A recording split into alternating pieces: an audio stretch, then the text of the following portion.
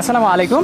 আজকে বিকালবেলা নাস্তায় বাচ্চাদের জন্য নুডলস মেনুতে আছে। সেই নুডলসটা আমরা কিভাবে রান্না করি সেটা আপনাদেরকে একটু দেখাচ্ছি। থাকুন আমাদের সাথেই, অল্প সময়ের মধ্যেই আমরা দেখিয়ে দিব।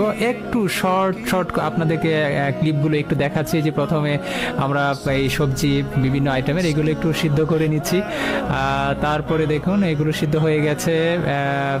এরপর আমরা চালনি দিয়ে ছেঁকে নিলাম। এরপরে একটু লবণ পানি, যেটা দেখুন চুলায় আগুন কি পরিমাণ তেজ।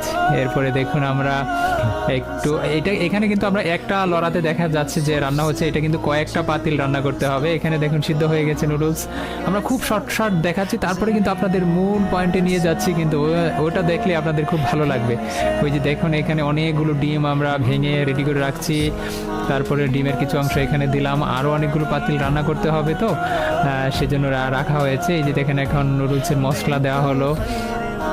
তারপরে এই তো প্রস্তুত হয়ে গেল। একটু ঝটপট আমরা আপনাদেরকে নিয়ে যাচ্ছি আমাদের মূল পয়েন্টে। যে এখন খাদেম ভাইরা সবাই দৌড়ে, এটা অনেক ওজন, কিন্তু প্রায় 60-70 কেজির কম হবে না। এই যে দেখেন পাতিলগুলোতে আমরা ধুয়ে নিচ্ছি।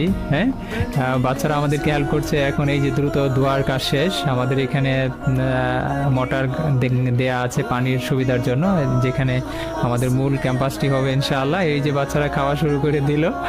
দেখুন আপনার পুরো সকল বাচ্চাদের সিনারিটা যদি আপনি দেখেন খুবই ভালো লাগবে। দেখেন তাদের কাছে সত্যি খুবই আনন্দ লাগে, কারণ মাঠের মধ্যে বাসায় খেলে অর্থাৎ মাদ্রাসায় খেলে কিন্তু তাদের এতটা আনন্দ হয় না।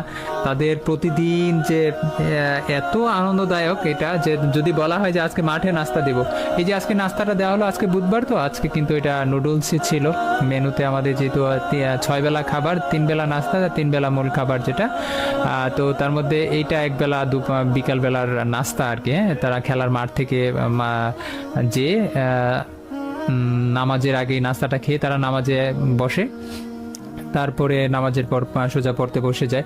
এই যে দেখেন তারা কিন্তু এতটা উচ্ছ্বাস এদের মধ্যে। আমি আপনাদের কাছে একটা বিষয় এনশিওর করতে পারি, অন্য যে কোনো প্রতিষ্ঠানের এভাবে যদি খোলা মাঠ, যেখানে কোনো বাউন্ডারি নাই, এভাবে বাচ্চাদেরকে শত বাচ্চাদের ছেড়ে দিলে 2, 4, 10, 20টা পালায় চলে যাবে, কিন্তু আমাদের কোনো শিক্ষার্থীরা কিন্তু পালায় না, আলহামদুলিল্লাহ। হ্যাঁ, তো তারপরে কিছু আছে যেগুলো আসলে পালানোর অভ্যাস আছে পূর্বে থেকে, তাদের একটু সমস্যা হয়ে যায়।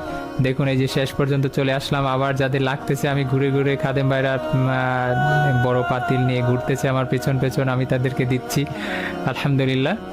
তো আশা করি আপনাদেরও ভালো লেগেছে, পুরো ভিডিওটি দেখেছেন, আলহামদুলিল্লাহ। দোয়া করবেন তাদের জন্য।